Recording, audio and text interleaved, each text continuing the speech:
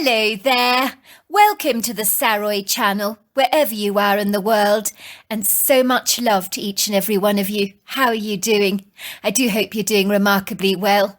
I'm doing fabulous, thank you very much, and very happy that you've joined me this evening for part 2 of our story.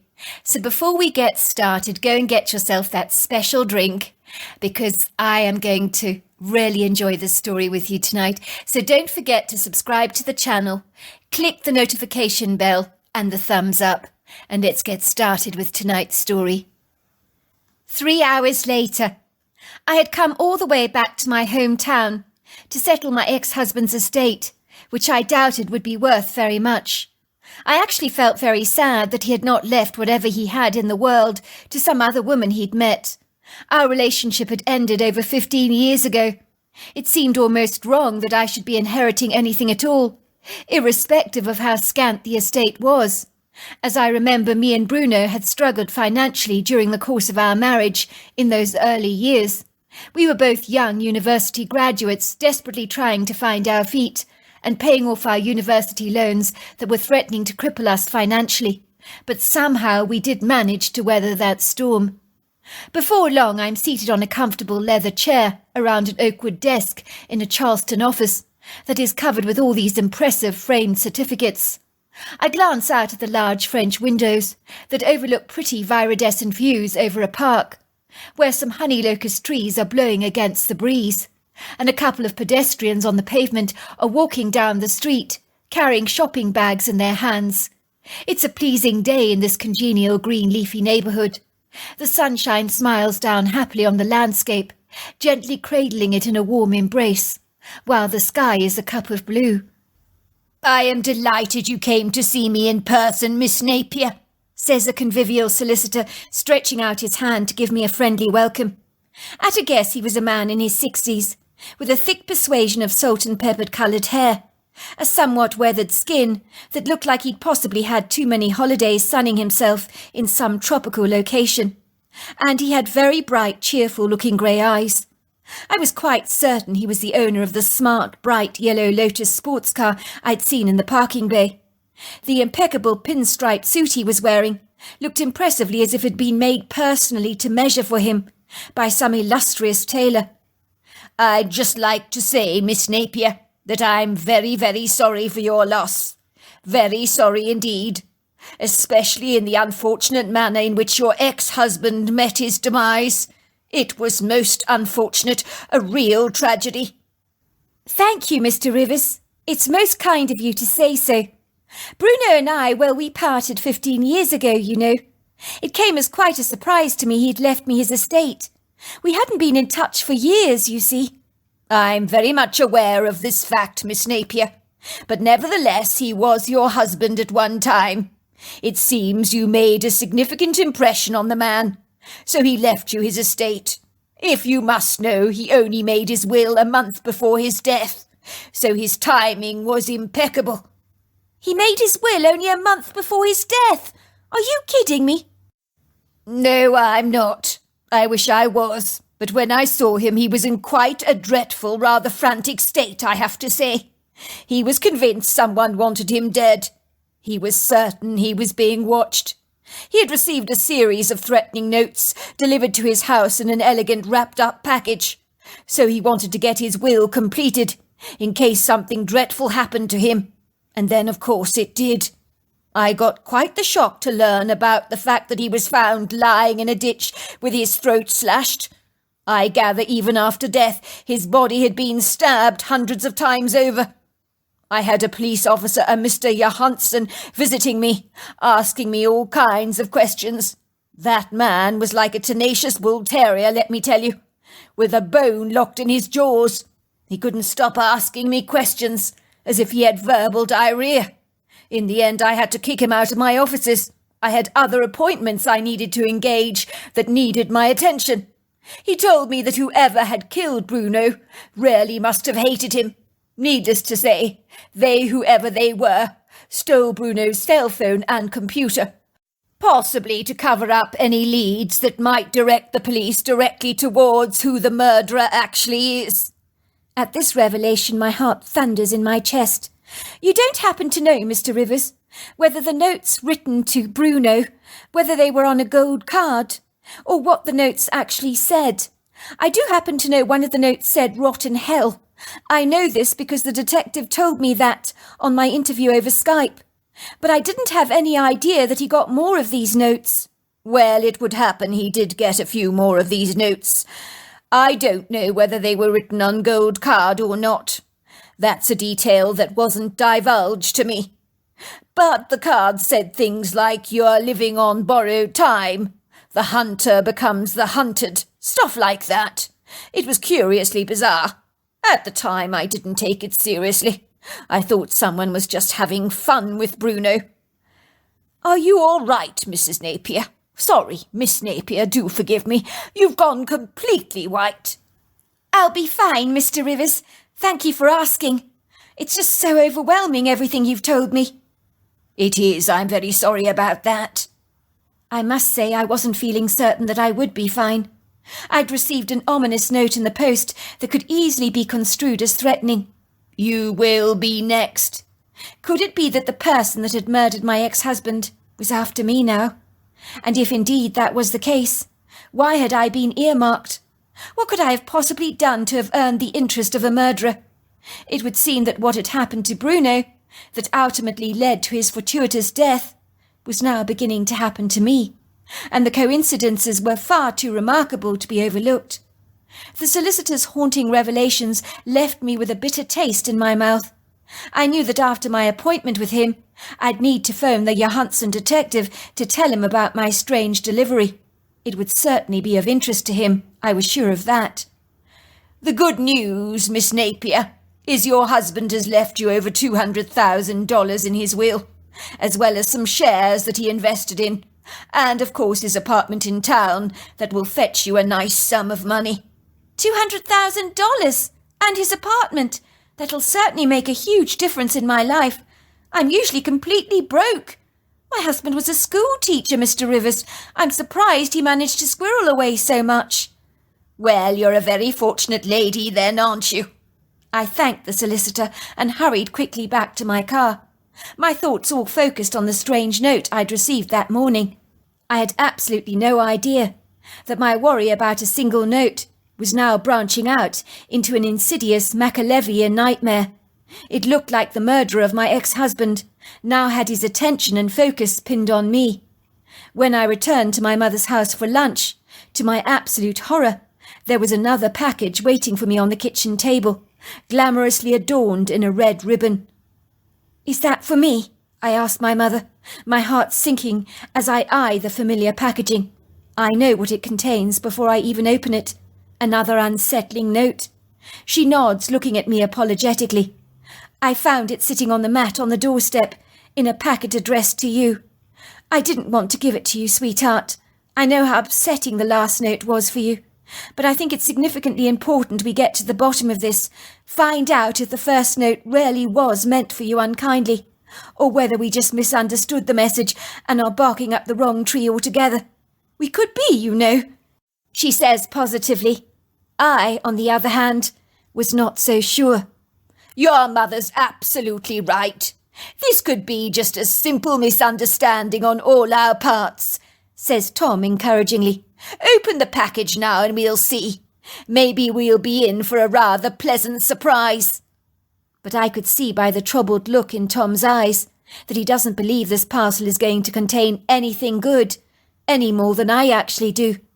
My fingers tremble violently, my body wobbles like a jelly, and sweat breaks out on my forehead like warm tears, beginning to trickle down my face into my eyes. I wipe them away. I really don't want to open this package. Must I? Must I? Must I really open this? I say, glancing from both Tom to my mother. I'm scared. I'm really scared of opening it. What if it says something terrible? I'm afraid that what happened to Bruno is now happening to me. Maybe somebody wants me dead. I shake the box. It's heavier than last time when the box felt incredibly light. Something is rattling inside it. My mother reaches out to give me an encouraging nudge. Look, sweetheart, I'm sure no one could possibly want you dead. Would you like me to open it for you then? I really don't mind opening it. I can do it, I say, gritting my teeth together and taking a deep breath. I silently pray that its contents are going to be inoffensive. I hurriedly tear open the ribbon and the expensive wrapper, and once again I'm met with a gold box. For a second I stare at the box, my heart racing through my chest. I slowly and surely open the box with a wary reluctance, as if I'm quite certain that whatever is inside this box is going to leap out and bite me. I scream as the box topples over, and a dead mouse with its throat slashed flies onto the floor, along with a few photographs and a note written on gold card. "What the hell?" says Tom, his face growing red with rage. His jaw tightens. "Is this someone's idea of a warped, sick, twisted joke? If I found the imbecile, I'd wring his bloody neck myself, playing these sick, insidious, nasty jokes on you like this." Tom picks up the mouse with some kitchen roll, placing it in a plastic bag, which he ties into a knot. I gather up the photographs that have splattered across the floor rather haphazardly, along with a card that I know contains a cryptic message. It reads, "You won't get away with it. It's over for you." "What's that supposed to mean?" says my mother, reading the card. "You won't get away with it? What could that possibly mean? It's over for you." I have no idea, I say, getting onto my hands and knees to retrieve the photographs. "Look at these," I say. My mother glances at them. "How odd! They're just pictures of young boys in school uniforms. None who have faces I recognise at all." Things were now getting more and more bizarre. My mother is mortified. Her face becomes paler than mine. Her eyes grow round with indignation, and her mouth drops open. "This is not funny," she says, looking at Tom in horror. "Someone wants to hurt my daughter. What are we going to do about this? Who could do such a dreadful thing?" My heart is thundering in my chest, so hard I'm quite certain I'm going to explode in any minute. My whole body is filled with a dull ache, which I can only conclude is an inauspicious sense of foreboding. "Christina needs to phone Officer Johansson at once," said Tom. "I'm very worried about you, Christina. You could potentially be in grave danger. I think Officer Johansson will be very interested in what you have to tell him about the notes you've received." I phone Officer Johansson, but I'm regretfully informed he's currently on holiday in Florida with his family.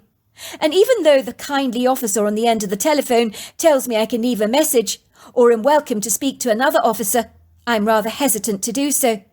"When will he be back?" I ask. "Tomorrow morning," I am told. I decide I can wait that long. It's only a few hours after all.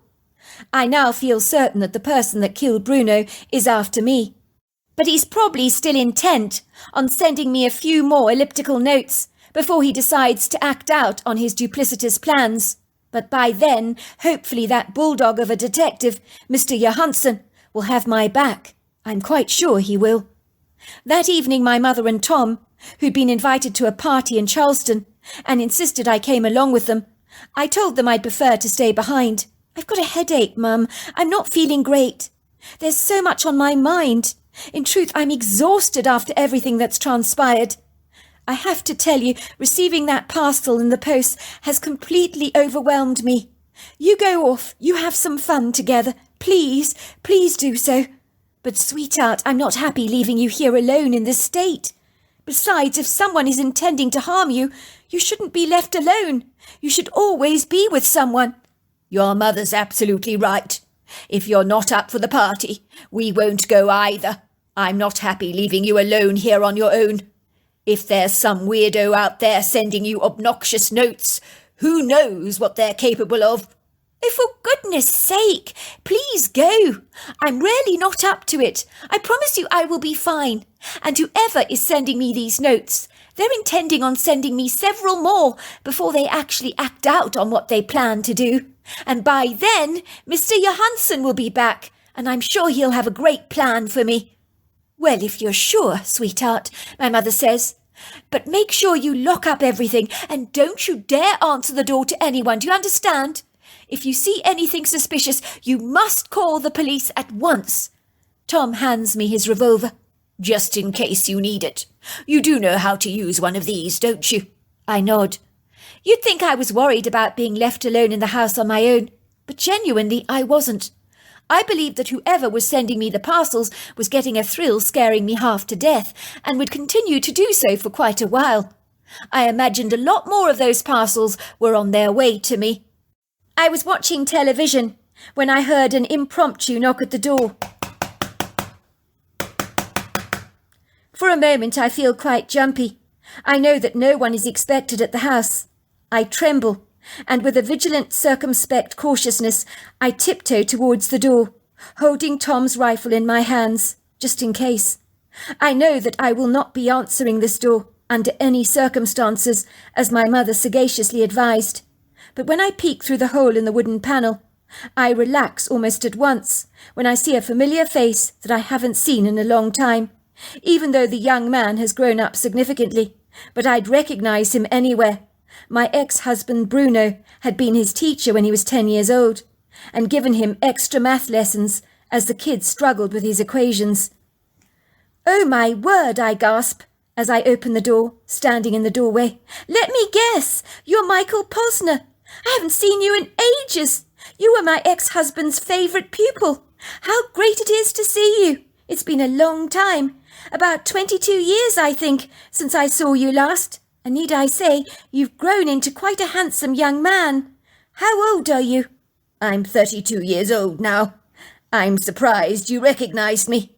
"I wouldn't forget a face like yours anywhere. You've got the kind of face that is very distinguishable. No matter how old you become, I think I'd even know you if you were 100 years old." "Glad to hear it," he says, giving me a watery smile that doesn't reach his eyes. "I didn't know you were back in town. I heard you moved to Philly after the—" He looks awkward for a moment. "The divorce, you mean?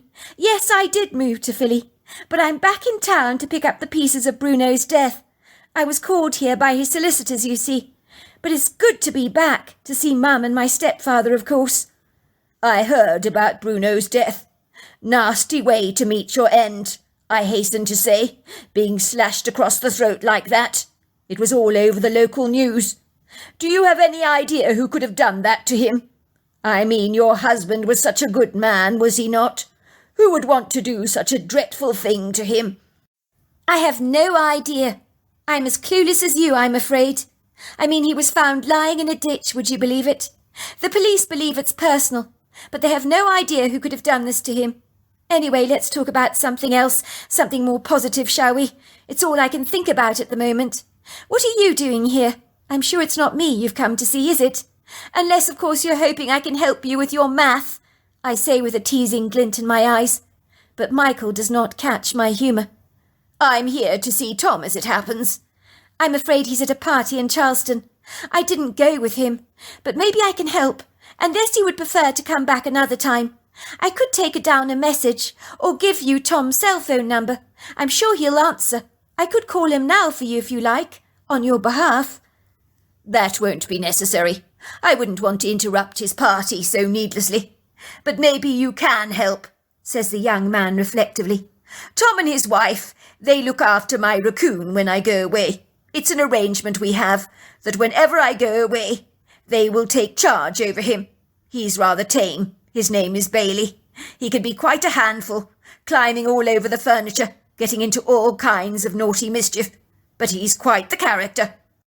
I'm wondering in the circumstances if I might drop him off here with you in his crate. You mustn't let him out unsupervised. Tom will know what to do when he gets back. He loves little Bailey." "I don't see why not. It'll be fun having a tame raccoon around." "Thanks, I appreciate it. I trust Tom with Bailey, you see. Not many people I would rely on to look after him. He understands the little critter, and for some reason he gets on with Spud. I think Spud thinks the raccoon is a cat, you see."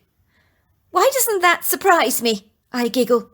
I follow Michael to his red Ford Mustang. He opens the trunk and I can see a raccoon sitting in a crate.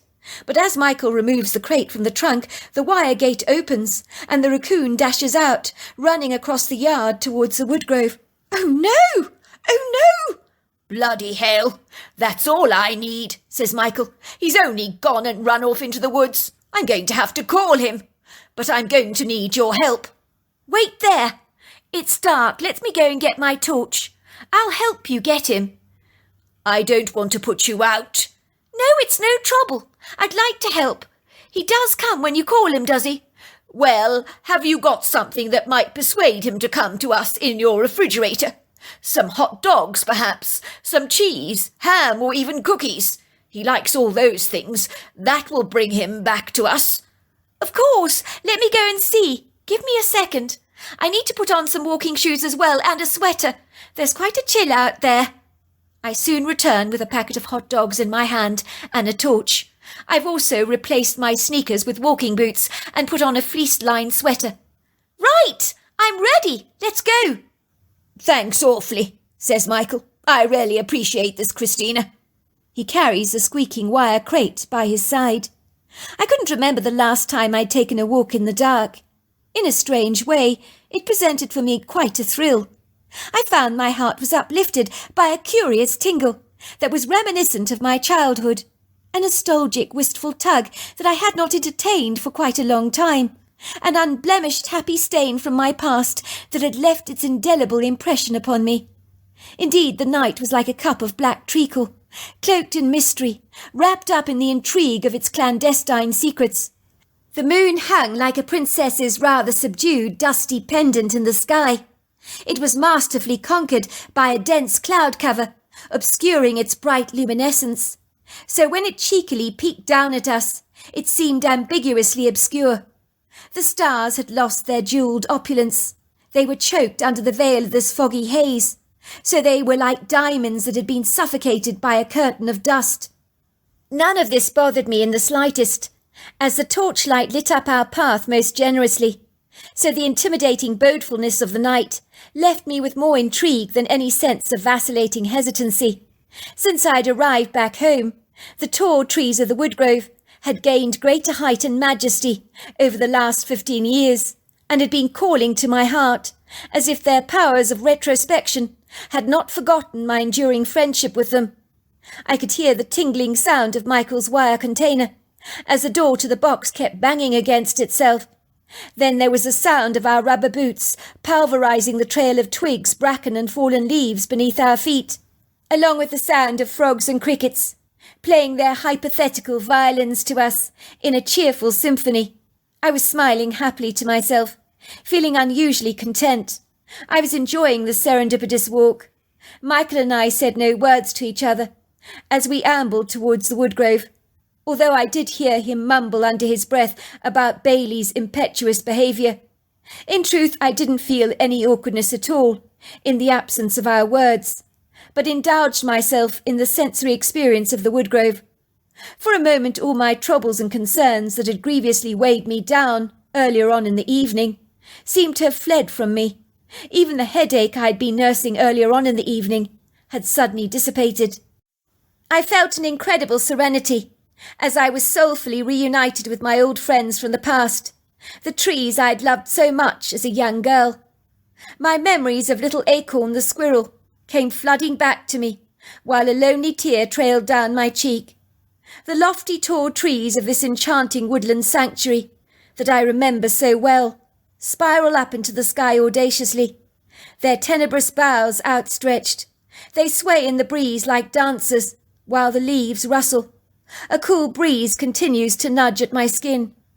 I open up the bag of hot dogs and call out Bailey's name. "Bailey! Bailey! Bailey, where are you? Bailey!" Michael does much the same. Bailey! Bailey! Bailey, come here now. We've got hot dogs for you. Come on, Bailey. I'm waving the hot dog in my hand, and then I see the naughty raccoon on a tree. The critter's nose smells my hot dog. It twitches its nose, and its dark eyes look eager and interested. He slowly, cautiously runs down the branch of a large oak tree, and hesitantly moves towards me. Before I know it, he's nibbling the edge of the hot dog. Michael grabs him and places his raccoon into the cage, then locking the door behind him and parking the cage on the forest floor. "That was a lot easier than I expected. We've got him," he says happily. And then he turns around and looks at me. I've also got you, and you were a lot easier than I expected. He lunges towards me, pulling out a knife out of his pocket. My torch tumbles out of my hand, but it lands in a position where it enables the forest to light up like a Christmas tree. I fall backwards as Michael grabs me from behind and keeps the knife pinned to my throat. Please! Stop, Michael! Please stop! What are you doing? Stop it! Stop it! Did you get my nice little packages I left on the doorstep with a red ribbon? My heart pounds in my chest. That was you? Yes, that was me. You killed my ex-husband. You killed him. I killed him. You know, he begged me for his life. It was pathetic. But I slashed him across the neck. He gurgled, and then he was gone. And after he was dead, I stabbed and stabbed and stabbed him hundreds of times over.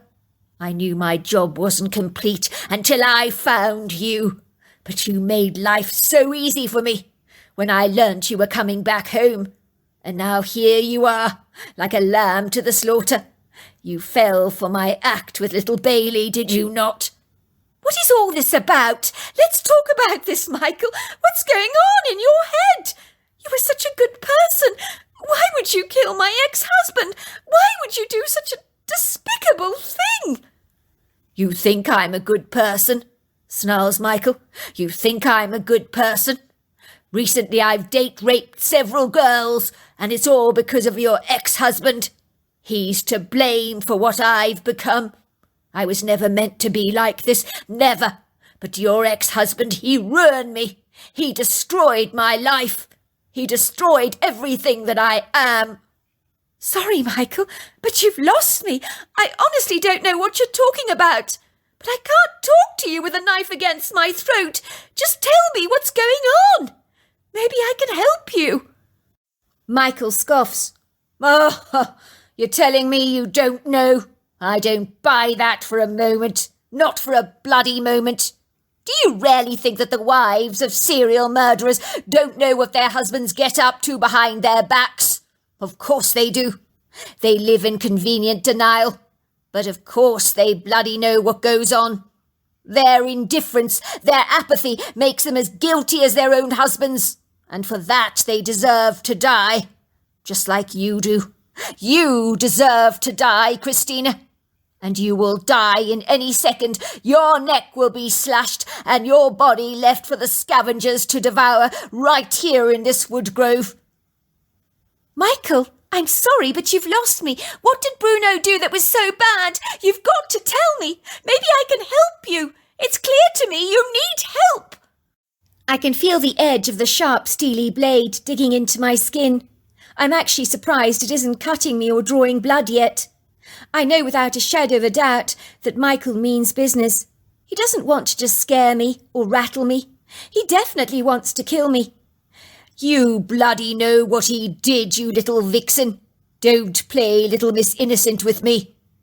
All I know, Michael, is my ex-husband Bruno gave you extra math lessons. He described you as his favourite pupil.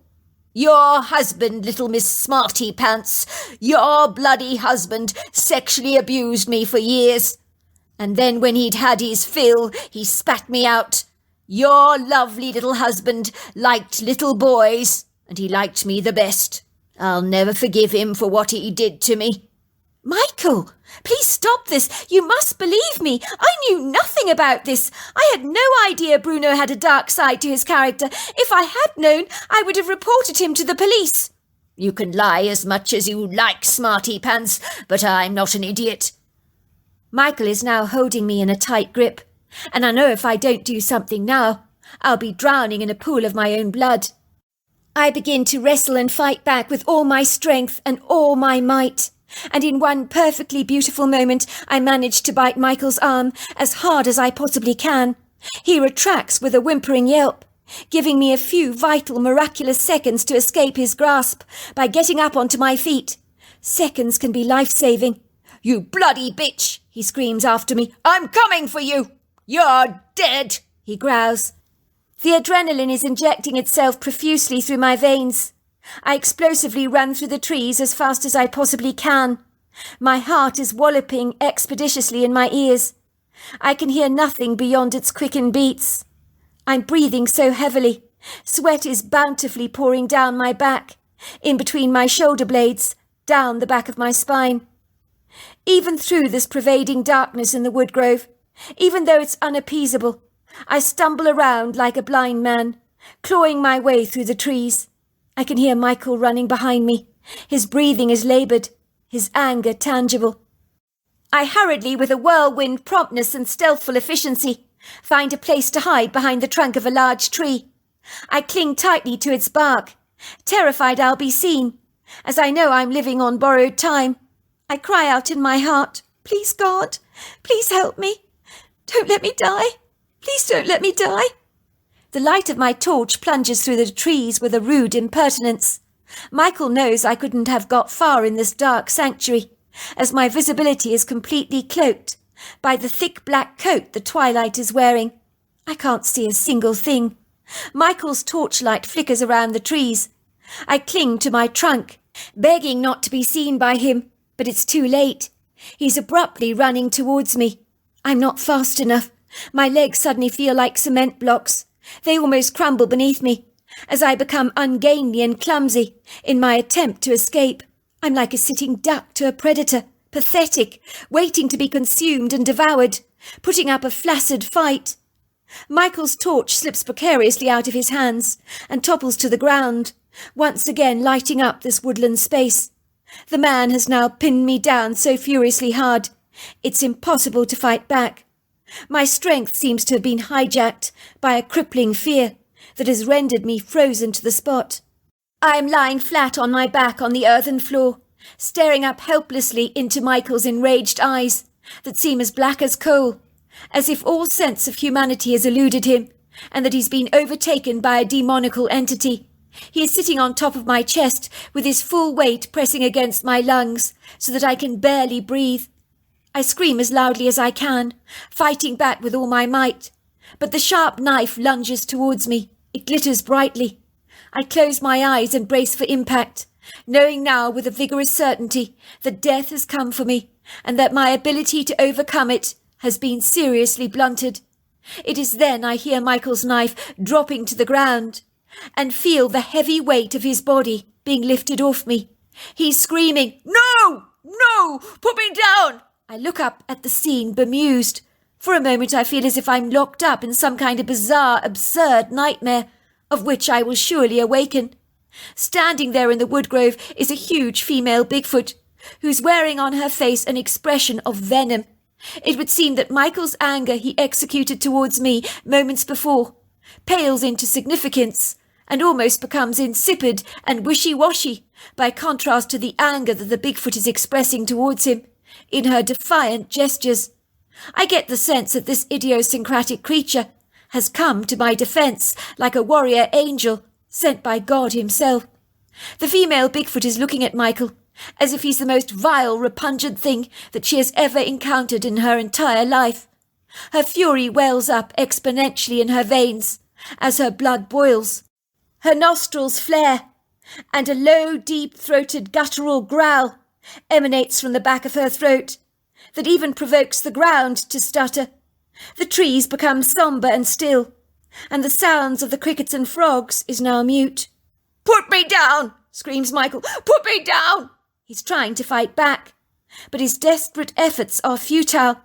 It would seem he is no match for a 9-foot, 800-pound Bigfoot, built like a machine, that would make the exterminator look puny and pathetic. The creature's holding up Michael in the air, underneath both of his arms, and then she throws him against the trunk of an oak tree, with such a mighty wallop that his head cracks open like a nut. And then there he is, lying deceased on the forest floor. And I have to say, the relief I feel is overwhelming. I didn't expect to escape from this scenario alive. I look up at the Bigfoot. She holds my gaze for a moment. Thank you, I say. You saved my life." The creature looks at me through dark, deep-set, kind eyes. Her face is astonishingly human, her expression dappled with such incredible kindness. She says something in a strange language that I don't understand, but I am surprised to know its meaning. Imata nasamonobo anisina. He was going to kill you. He is consumed with great hatred and bitterness. A dangerous man indeed. He needed to go. Thanks, I say. She turns around to me. Imata bisabovo abasina. Welcome back home, she says to me. Everyone is happy to see you back. Who's everyone, I ask? Imota bisilibo. The trees, of course, and so am I. And then she turned around and was gone, with a lightning speed. The following morning. I awoke the following morning with the sunlight streaming through my old bedroom window. I glanced at the clock to see it was 12 o'clock in the morning. Where had the time got to? I better get up, I thought, moving towards my closet. I glanced down to see I'm still wearing my jeans and sweater from the previous night. I can see they're covered with dirt and pieces of grass. I touch my hair. It's matted together with a tangle of leaves and twigs. And the memory of my dreams comes flooding back furiously, like a steam train on full throttle, that has failed to stop at any of its stations and is determined to get my undivided attention. But was it a dream, I wonder? Then I remembered everything that had happened the previous night. The police, the deceased body of Michael being taken away by the coroner's van, the strange story I'd spun the officers, the horrified expression on my mother and Tom's face when they returned home. I waddle out of my bedroom like a duck, and manage to stumble down the sweeping staircase rather awkwardly. My throat feels so dry and scratchy. I'm dying for a glass of orange juice to relieve the dehydration. "Oh, here she is, Officer Johansson," says my mother, looking up at me. She rushes over to me hurriedly. "Are you all right, sweetheart? Officer Johansson would like a few words with you. I'm thirsty. Could I have some orange juice, please?" "Of course, sweetheart. Coming up," says my mother, filling a long tumbler with juice and handing it over to me. I hurriedly pour the sweet liquid down my throat. What a relief. Officer Johansson is looking at me kindly. He's a short, squat man, with a large, shiny bald patch on the middle of his head that looks like a halo. He looks to be in his 40s, but the man's bright, beady brown eyes are tenaciously determined, like a woodpecker's bill, that will pound away at that bark so hard until every creepy crawly has finally been polished up. "I know you had a dreadful shock last night, young lady, but could you tell me what happened again?" "I told you, officer. I received funny notes in the post that threatened me. I tried to report these incidents to you, but the station informed me you were away in Florida and would be back at work this morning. So when my parents went out for dinner, I had no intention of opening the front door to anyone, given the threat that those notes presented. Well, when I recognized the familiar face of my ex-husband's student, I opened the door. He claimed he was dropping off his tame raccoon, but the raccoon escaped from the trunk, and so I got some hot dogs and Michael got the cage, and we decided to coax the creature back into the cage with food, and we succeeded. Michael then turned a knife on me. He claimed my ex-husband had abused him. He admitted to murdering my ex-husband, and now he was going to murder me. He told me that I must have known about my husband's abuse. I told you I managed to escape his grasp. I bit him really hard, and in that second he relinquished his hold on me, so I managed to run away. I managed to escape through the woods. Then I heard Michael screaming, so I called 911. You told me you found him dead." "That's right, we did. The coroner describes his body as like a scene from a road traffic accident, when your body is violently flung from a car with such brute force that the head cracks open. She said his death was very quick, but how can I put it, exceedingly forceful. She has no idea what happened to him, how he could have been thrown so violently. It's beyond what a human being can do, so she thinks it might have been an angry bear, although there are no scratch marks on his face or any defensive injuries. But I told her you had not seen anything." "It is strange," I say, acting all nonchalant. "I'm sorry, but there was no way on God's earth I was ever going to tell him about the Bigfoot, and even if he was to believe my account, I wanted to protect her, like she had protected me." "I wanted to tell you we've recovered your ex-husband's laptop and his cell phone, and unfortunately there is no easy way to say this to you, Christina. But your husband was a predator, as far as 10-year-old boys are concerned. I don't want to use the word, I prefer not to, but you know where I'm coming from. The pictures were obscene, to say the least. It seems many young boys were victims of his abuse. I hasten to say I spoke to his brother about what transpired. He admits he never talked to his brother after he found him touching up a 10-year-old boy. He was disgusted. I'm horrified at this revelation, as are both my parents. Don't you worry, says Officer Johansson, looking at me kindly. The whole town was fooled by Bruno, myself included. I thought he was a very good man, you know. I couldn't have been more wrong about him. It's so sad that Michael didn't get help, I said. You know what, Christina? As hard as this is to say, Michael is probably better off where he is. He'd never have coped in prison. He would have received a life sentence. I've seen his type in prison. Many of them end up taking their own lives. They're messed up inside. And don't you forget for a single second, he tried to kill you. So he's better off where he is. To cut a long story short, it was hard for me to get over the events of the last 24 hours. Who knew returning to my hometown would open up a can of worms like this? Believe it or not, I moved back to the town and have adopted the little raccoon Bailey as my pet, and we have a pretty close bond. So there you are. That's my story. Wow, what an incredible story. Until next time, goodbye and good night.